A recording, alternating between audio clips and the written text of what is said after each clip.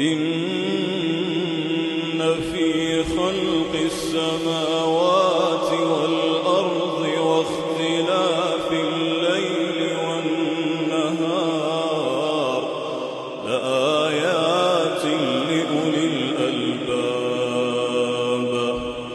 الذين يذكرون الله قياما وقعودا